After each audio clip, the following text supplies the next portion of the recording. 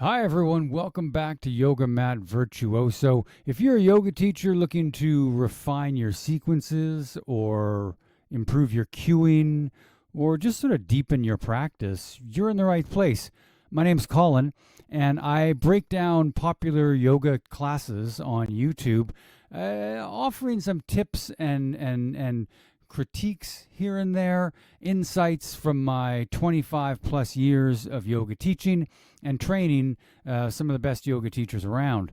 Now, today we're going to be doing something kind of interesting. I actually got a viewer request. So, somebody I've known sort of via the internet for a little while now, Kevin Flea, has a YouTube channel called Diary of a Chubby Yogi. And Kevin, on a comment, asked if I would be interested in reviewing one of his videos. I picked one from, it was about 4 years ago now. Mostly I picked it based on the length of the video. It was 20 minutes, and I thought this is going to be a really quick and easy review. I haven't actually watched it yet, but I'm just about to. So if you are ready to rock and roll, maybe we should just get right into it, right? All right. Kevin, let's see what you got, my friend. Hey there, it's Kevin here from Diary of a Chubby Yogi.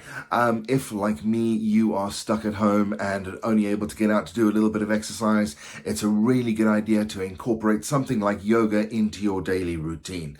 Over the next couple of days, Is that an English accent? That doesn't. I thought he was from the UK, and it's UK-ish and not at the same time. in the next couple of weeks, I know that has nothing to do with yoga. we're going to be giving you a few exercises that you're going to be able to do. So if you've got some space, let's get a mat and I know that accent. That's a South African accent. I got a South African friend. What's up, Quiz? come and join me. I'm about to come and join you, my friend. Oh, he's got a sweet little opening montage sequence. I want a montage. Somebody out there want to make me a montage, you guys? Friends? A practice? Hell yeah.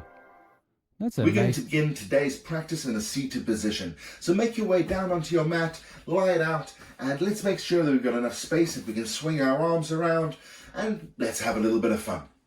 We're going to find our head sitting above the heart, sitting above the pelvis. Take the backs of the hands to the tops of the knees, and let's sit up nice and tall. Take a big breath. Inhale right. I'm not sure if he is sitting on a blanket or not, or a block or something like that. Probably could do. The instruction was I missed it. I missed it there. It was quick. It happened fast. It was like head above heart, heart. Right down into your belly. Open. I want to get it again. I just got to hear it one more time. We're going to begin today's practice in a seated position. So make your way down onto your mat, lie it out, and let's make sure that we've got enough space that we can swing our arms around, and let's have a little bit of fun. We're going to find our head sitting above the heart, sitting above the pelvis. Head sitting above the heart, sitting above the pelvis. Good. Okay, good instruction. What if that's not the case, though? What if when I sit, my head sits forward from my heart and my heart sits backward from my pelvis? Then what? Right? What should I do? And I'm not hearing what I should do in that instance. So the cue there is what I would call aspirational. It's where we should be. It's where we would like to be. That's a good instruction. That is where we should be. It's not necessarily instructional, though, in that there's room for me there to go like, okay, now, but how do I get there? And that's a really simple. It's a simple, easy little chime in. Including the how to get there is so fast and easy. Take the backs of the hands to the tops of the knees, and let's sit up nice and tall. I'm so picky. So picky. Backs of the hands to the tops of the knees. Assuming that you have really long arms, and it appears that Kevin has very long arms. So for him, backs of the hands to the tops of the knees actually seems to make a lot of sense. It looks to me like when he does that, his elbows are aligned fairly closely underneath his shoulders. For a lot of people, though, if your arms are on the shorter side, got that little kind of T-Rex thing happening, you might end up with your hands above your knees, and that actually pulls your elbows forwards, which makes your shoulders slouch towards the front, more in like you're at a desk or at a computer kind of a posture, which is not ideal at all. So interesting, we sometimes as yoga teachers will give the instruction that works for us, as opposed to the instruction that is going to work for most people. Take a big breath. Inhale right down into your belly. Open up your mouth and sigh it out. Let's do 2 more of those. I like Inhale, that. fill the body up full of air. And exhale, sigh. 1 more.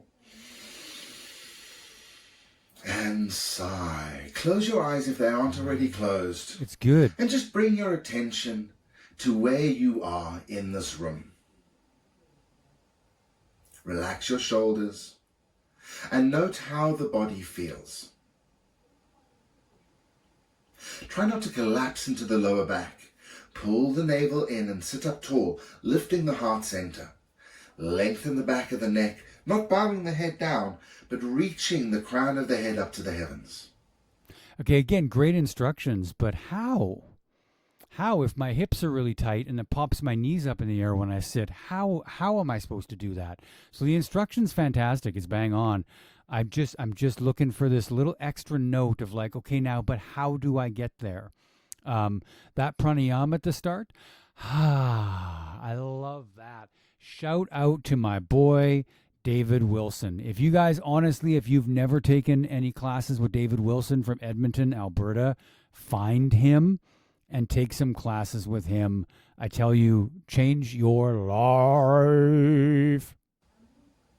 This is what we call Sukhasana, the easy posture. To be quite honest, it's not really that easy sometimes. Yeah, I agree. Release your hands from the legs and sweep them up the sides of the walls, reaching the hands all the way up to the heavens and touching the palms and touching the fingertips above the head.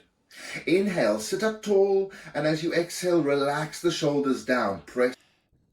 I love this guy's voice. I would go to a class just to hear this guy talk. I'm telling you. Tall, the way he says tall, tall. Oh my word.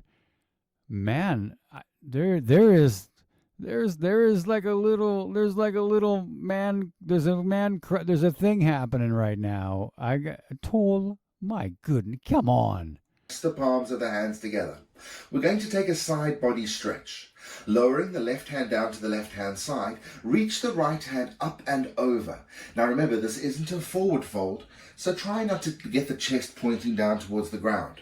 Inhale, roll the right shoulder back, and as you exhale, press into the left hand, reaching the right arm up and over. Inhale, sit up nice and tall, relax the shoulders, and as you exhale, press into the left hand, allowing you to banana the spine across towards the left hand side. Banana the spine. Oh, we like it a lot. We really, really do. A little bit further. I like just banana the spine. I like that. Visual, right? So we are not just telling students what to do, we're actually giving them a visual image. Everyone knows the shape of a banana, and so everyone can kind of like imagine that and see it in their mind and then bring that out in their body. So yeah, top notch there. Banana. And relax the shoulders away from the ears. As you exhale, press and stretch out the side of the body. This is something we bumped into a lot of relax the shoulders away from the ears when you're telling someone to bring their arm up alongside their ear. That doesn't actually make sense. The ground. As you Because small towns. No, Sephora, no. Why would you do this to me? Don't you know I'm recording a video right now? That's so rude. Now I'm not buying makeup from you for sure. I wasn't going to before. Aritzia now. Forget it, Aritzia. I was going to buy some practical basics from you. Not now. Back to back to Kevin here. Holy. Lift the heart center up, and then rounding the spine, drop the head down, lengthening the back of the neck. As you inhale here, inhale into the back of the body. We don't often round the spine in yoga, so this is a wonderful opportunity to get the back ribs to expand and allow the spine to gently open. Yes. Taking one more nice deep breath here. On your next inhale, we're going to come back up to seated. So pull it Even little simple things like the way he says here. Yeah. Oh, my way up word. to the sky. Inhale, reach the hands up and lengthen. And then exhale, swan dive the hands down next to you. Let's come up onto all fours. Nice little flow. Nice little flow to start there. You know, just sitting down, arms up. We get a little side, little forward, arms up again, back down. So we're sort of establishing this sort of like flowy, nice, enjoyable pattern, right? It's just something nice. Forward as you lengthen the back of the neck. And into On cat-cow. your exhale, tuck the tailbone in, pull the navel in, round the spine, and separate the shoulder blades to look down between the feet or the ankles. Inhale, we go into a concave curve. Tailbone comes up, belly comes down, chest shines forward. Exhale, tuck the tail. Yeah, so he's using concave and convex, which I quite like. Again, like instead of saying the word arch, which is like, I'm not quite sure what direction you're arching. When people say arch your back, I'm not quite sure what they mean by that, where concave and convex I can get behind. So I like that. Convex curves of the spine. With some ease. Cat-cow going on. Okay, he's heading back to downward dog. Let's check Now this that our out. warm-up is done, let's tuck the toes under and send the tailbone up into the sky, into our downward facing dog. Press down with the hands and reach the tailbone up. Relax the shoulders away from the ears and soften into the elbows. Inhale, pull the navel in and send the tailbone up nice and high. Come onto the balls of your feet. Then as you exhale, lengthen the back of the legs and allow the heels to sink down to the ground. It doesn't matter if the heels don't touch the ground, but let's find a lovely big stretch in the back of the legs. Relax the shoulders. Okay, I have downward dog notes. So again, with this, relax the shoulders away from the ears right after I tell you to put your shoulders up by your ears. So that instruction doesn't actually work particularly well. We could say maybe rotate your triceps out in order to broaden your shoulder blades and take the shoulder blades away from each other or something like that if we wanted to try to get people to relax their neck. But maybe more interesting than that in this one was the instruction, and they came one right after the other. Take your navel in and now lift your tailbone up. Well, I invite you right now as you're watching this video to go ahead and try that. Okay? Take your navel in. Notice what happened to your tailbone. Okay? Take your tailbone back. Move your tailbone back. Notice what happened to your navel. So we're getting two different instructions that are contradictory. If I want people to tilt their pelvis forward, an anterior pelvic tilt, I'm not going to instruct people to pull their navel in. Pulling the navel in is going to result in a posterior. That's going to take the tailbone down. So those two things, one right after the other like that, these I feel are instructions that we have heard over the years in downward dog, and we just say them in hopes that those are the right, kind of like the right things to say.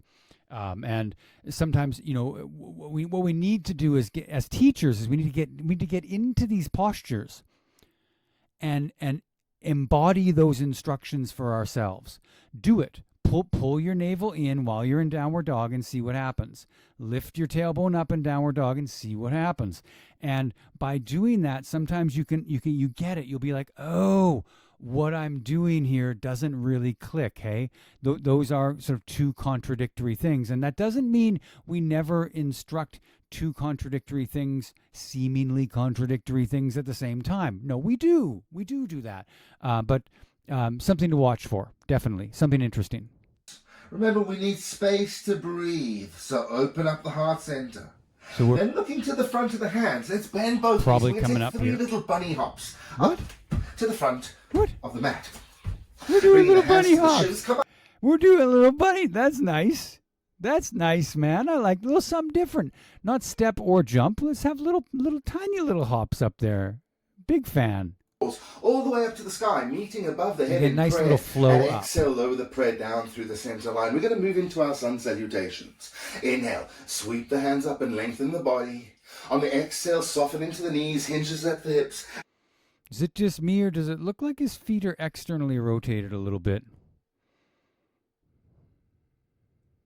Like maybe a little bit. And fold forward, Uttanasana, into our deep forward fold. I probably wouldn't even know except for that life form mat and that line right here. That line is showing me this foot is externally rotating quite a lot, and I'm guessing this one is too. It doesn't look like it is quite as much, but maybe a little bit of attention to mountain pose prior to jumping straight into that sun salutation. Come to the shins, halfway lift, pull the navel in and lengthen the spine, and then taking the fingertips down, we're going to step the right foot. Okay, interesting. He felt that. He heard me say it, and he I don't know if you saw it. He just moved his foot. He felt that it was externally rotated, and then he fixed it. So good on you for fixing that. But again, mountain pose prior to sun salutations addresses that issue before it becomes an issue. Back into our runner's lunge. I'm sure you've seen this with the runner standing on the start line, ready to go. Look forward and lift your heart center up. Pull the thighs together. Push backwards with the right heel and lengthen the back of the neck. Take one more nice deep breath here. Then placing the hands down onto the mat, step the left foot back to meet the right into your high plank or your push-up pose. Tuck the tailbone in. Now, if planking or pushing up isn't your thing, feel free to drop down to the knees and take the tops of the feet to the mat. But tuck that tailbone in and engage through the core, through the navel center. As you exhale, let's all drop our chests down between the hands. I talk about this a little bit. My wife and I chat about this kind of thing all the time, about instructions on how to engage the core. Let's for a second just talk about how to engage the core. Okay, so we get instructions like this: pull the tailbone down to engage the core. I want you to think about times in your life where you have engaged your core. Okay, so probably it's while you're lifting something heavy, or trying to push something, or trying to pull something. Think about if you have a drill and you're trying to drill something into something hard, you need to engage your core. Did you think to yourself when you were trying to push that car out of the snow, or trying to drill in into really hard wood, or trying to not get blown over by the wind or something like that, did you ever think to yourself, oh, I should move my tailbone down? Did you? Probably not, hey? You know why? It's because that's not the way our core works. It doesn't work like that. You put yourself into a position where you require core stability, and your core will fire for you, right? So you can give instructions in a plank like, don't stick your butt way up in the air.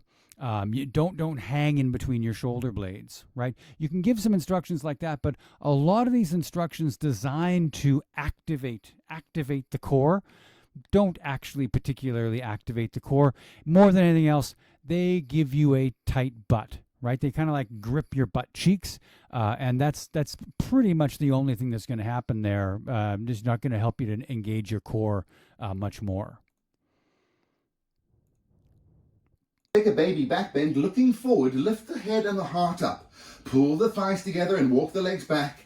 And then gently pressing with the hands, let's lift the heart. Pull the navel in and extend through the spine. As you exhale, come back down. And then pressing backwards onto the knees. That's a nice little baby cobra. I like that as an upward dog variant. Replacing upward dog with a baby cobra in a sun salutation. Yes. Yes. And then bend into the right knee, drop the left heel down. 3 more of these. Breathing nicely. Making sure that the breath is flowing freely, equal part inhale to equal part exhale. And seems like we're walking the feet. Let's walk the feet up to the hands. Bend the knees as much as you need to. Inhale, hands comes to shins, halfway lift, lengthen the body. Exhale, soften and fold, reaching the hands down, forward fold, and then root with the feet, and let's reach up to the heavens. Sweeping the hands up the sides of the walls, hands meet above the head, prayer position. Exhale, lower the prayer down through the center line. Let's do the other side. Inhale, sweeping the hands up. That's really nice. Up to the heavens, sweeping this and sweeping that, and the pulling down to the center line. Those are all great instructions.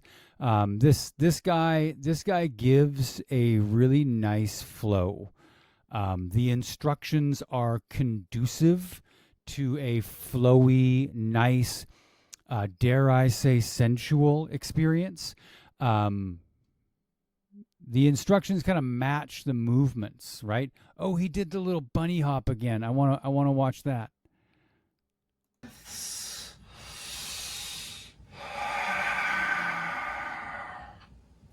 And one. We look to the front of the mat, bend both knees, and once again, 3 little bunny hops up to the front of the mat. Hands to shins, halfway lift. I'm not sure why I'm being picky about this, but we had bunny hops, and then we had stepping up, and then we had bunny hops again. So he stepped back 1 foot, walked forward, and then on the other side decided to go back to the bunny hops again. Just a consistency issue there, and that's not a big deal, but just something I'm noticing. Inhale, reach the hands up the sides of the walls, all the way up to the sky, palms meet above the head, and exhale, prayer down through the center line. Let's do another variation of those. Inhale, sweep the hands up to lengthen. Exhale, we find some flow as we hinge and dive down. Hands to shins, halfway lift, lengthen the spine. On your exhale, place both hands down. Now step or jump both feet back out into your plank, your push-up pose. Exhale all the way down to the ground. The tops of the feet come to the mat. Inhale, take a higher back bend this time, pressing with the feet and maybe taking the knees off the ground. Lift the heart center up. Now we're going to upward dog, but kinda upward dog, just like a higher cobra, kinda. Wasn't fully upward dog. Engage through your core muscles here. Pull them in so we can lift that tailbone up. And it may just be because he's wearing a microphone and doesn't want to like swallow the mic. But lots of tension in the back of the neck here. You know, you're not instructing lift up your head and tense the back of your neck in downward dog. There's no instruction to do that. But for visual learners, sometimes they'll look at a teacher doing that and then they do that. So something to watch for that way.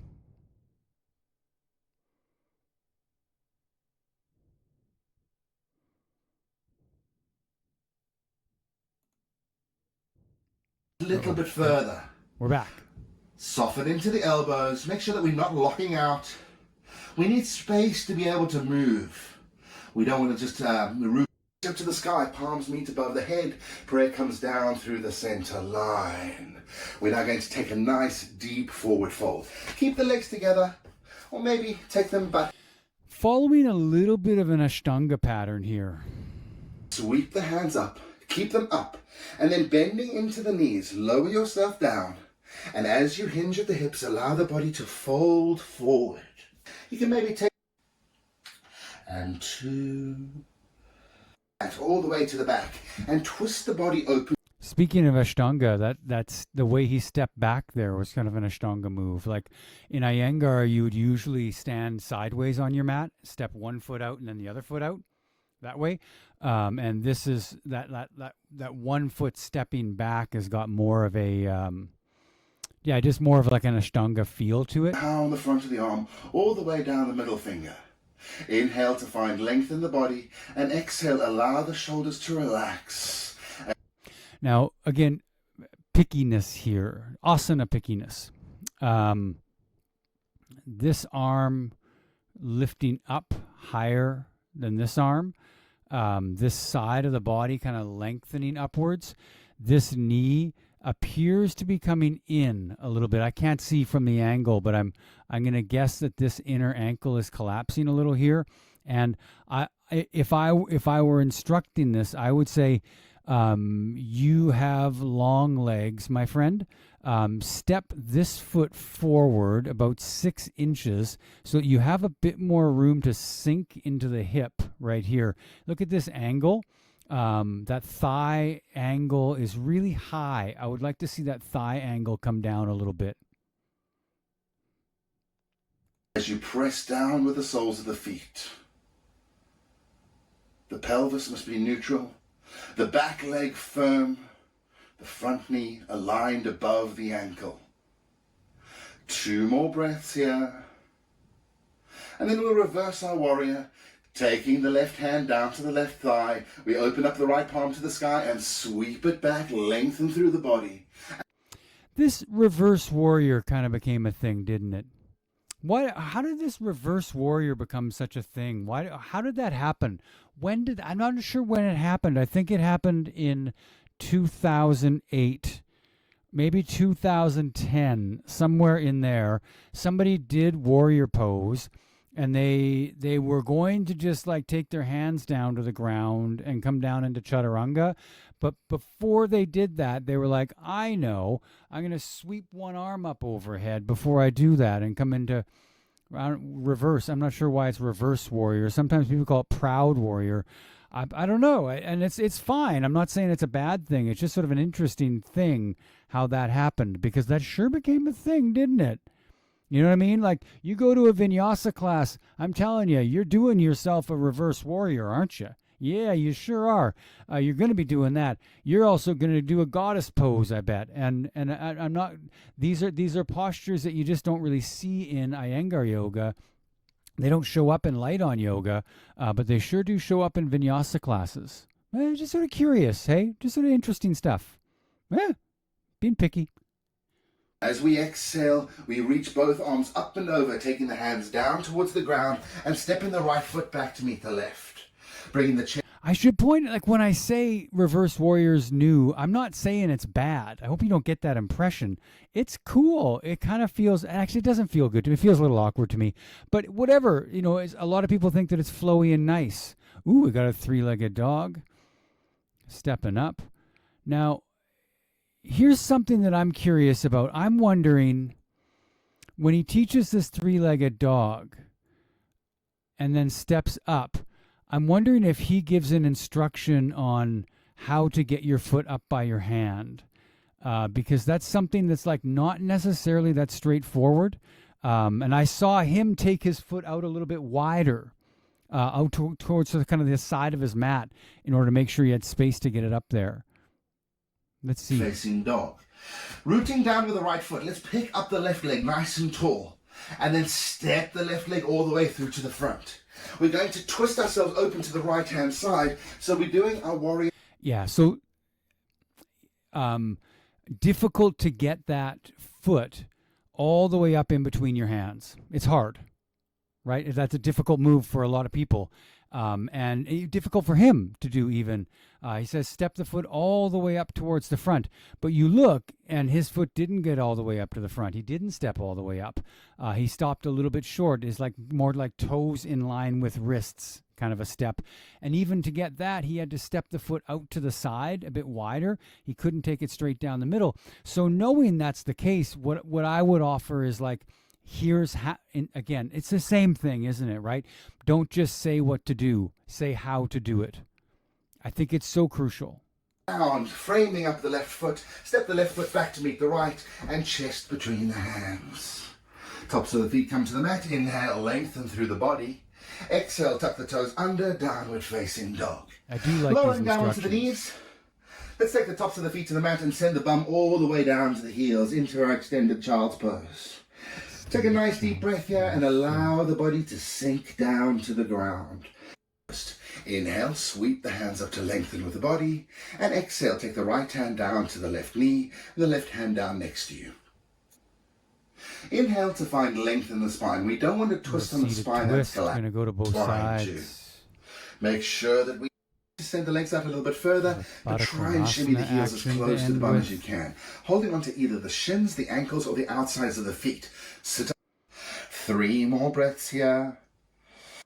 Just to rest. And then some Tuck the chin shavasana. in, make sure the back of the neck is long. Open up the palms towards the sky. For that, you might want to pull the shoulder blades together and then allow your feet just to relax down. I'm not sure pulling the shoulder blades together is the way to go. See, pulling the shoulder blades together is tension in the upper back, right? What he's saying is contract your rhomboids. Well, if the idea is to relax, I'm not sure contracting the rhomboids is the best way to do that. Actually, maybe wouldn't it be better to say allow your upper back to come down and rest in between your shoulder blades? Even though that's not the biggest and most open way to be in the posture, certainly more relaxing for the upper back, no? Place the hands in prayer in front of the heart center. Give them a little bit of a rub. Get some heat going. And then placing the left hand on top of the heart center, the right hand on top of the navel. That's nice. Bring the knees into the chest. Release the hands and wrap. And my friends, thank you so much for joining. Yeah. Okay, let's take a look at the sequence here. Okay, I made some notes. It made my computer freeze up while I was doing it, but I made some notes. So the sequence, pretty straightforward. I think you can see it's not complicated. So we start off in Sukhasana, the easy pose, and doing a little bit of breath work. Then we're into from Sukhasana, from a seated pose, stretching the arms up. That's Urdhva Hastasana, a seated side stretch, and a seated forward bend where he was emphasizing spinal flexion. Round the spine forward. Up to all fours for cat-cow into downward dog, using that as a transition forward into Uttanasana. And I wrote Tadasana here, but like I said in the video, there was almost like a jump. It was like from Uttanasana straight into the Surya Namaskar. And I think there was an opportunity to pause and give some instructions in Tadasana. I think so. Probably that would have worked. After Surya Namaskar, Uttanasana, like just a forward bend. Again, this was sort of that like Ashtanga feeling sequence. That they after their sun salutations in Ashtanga, they do what they call Padahastasana and Padangushtasana, where you grab onto the big toe and then put your hands right underneath your feet. That's particularly terrible. I kind of like it actually though. And then over to Virabhadrasana 2, Adho Mukha Virasana, the forward-facing hero, which he called extended child's pose. A little Sukhasana, back into Sukhasana. So we have this sort of complete circle from Sukhasana up, some activity, and then back down to Sukhasana. So we have like a bit of a loop happening here. And I like that. I like loops.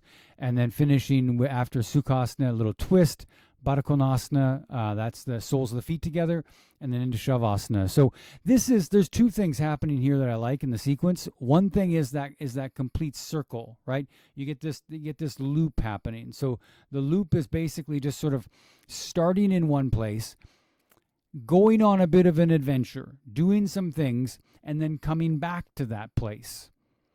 Because when you get back the second time, you feel different. Okay, so you're using Sukhasana at the start, you're using that as a launching pad. Okay, notice how you feel. Check it out. And he was encouraging that. He was saying, notice how you feel, right? And breathe. Then you go on this sequence, cat-cow and sun salutations. Basically, a lot of like flexion and extension of the spine is what was happening there. A lot of movement of the hips. And then back into Sukhasana. And now we're like, okay, and how do I feel now? So you have this opportunity to kind of check yourself out in the same posture, only like 15 minutes apart, right? After 15 minutes of activity, how different does that Sukhasana feel now? Okay, super interesting. Baddha Konasana is the forward bend, and then into Shavasana. So that sort of complete loop thing is nice. There is also a little bit of like what people call a peak pose sequencing here. And I would say the peak pose is actually the Virabhadrasana 2, that Warrior 2 pose that he did.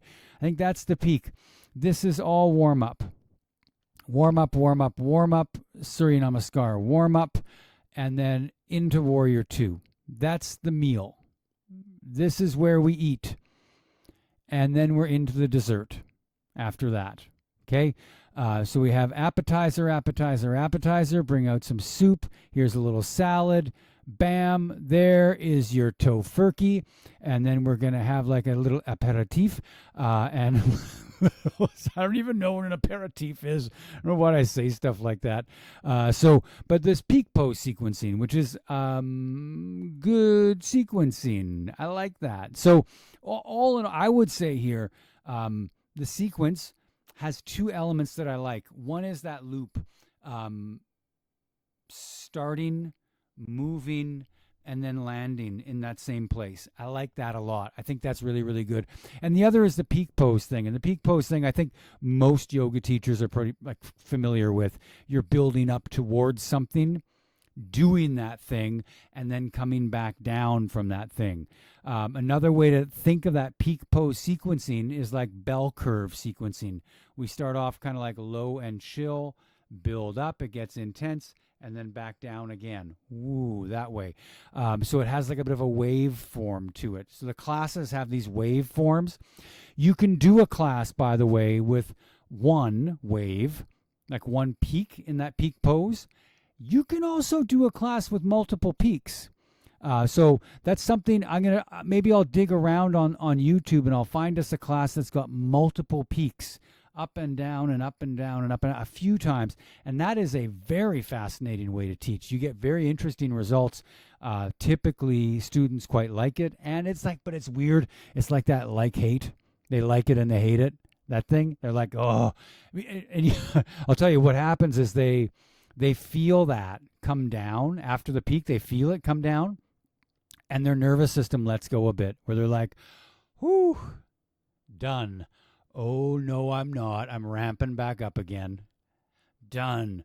Oh, my God, I'm not done. So you get that thing happening. And that's really quite a fascinating way to structure a sequence for a yoga class. So Diary of a Chubby Yogi, I don't give out ratings on this show. That's not what we do here. I will say I really like the flowy character to it. I really do feel like I'm getting... a little. I feel like I know him. I feel like I actually sort of connected with him a little bit during the class. I like him. I like his personality. I sure like his voice. Again, kind of crushing on the voice a little bit. Loving the accent. Instructions here and there. Yeah, like everybody, like all of us, we could all just use a little bit of refinement here and there, a little, and that comes from review, right? That comes from having our peers kind of take a look at what we're doing and just see, what would I change? What would I keep the same? What would I toy with a little bit? So, all told, I'm going to say excellent yoga class. Go ahead and give Diary of a Chubby Yogi a follow. This seems like a good channel. This seems like some good yoga from a good guy. So, thanks a lot to Kevin for just sort of suggesting that for me. I thought that was really fun, and I hope that you found that, Chubby Yogi. I hope that you found that helpful. I hope that was good for yoga teachers generally speaking, but hopefully, good for you as well. And if you're like, no, it's not good for me, you are a jerk face and I hate you, sorry. Sorry, I'm just doing my thing over here. Look, if you have a YouTube yoga channel and you want me to check out what you're doing, let me know down in the comments. I'll hook you up, man. I will. I'll take a look at it. I'd love to. This is fun for me. Have a good time. So everybody, thank you so much for watching. Okay, I really appreciate you being here. If you think this is helpful, useful, good stuff for you, give me a subscription. Do it. Subscribe to this business. At least give me a like. That's the least you could do. Come on now. A little like. It's just a little like.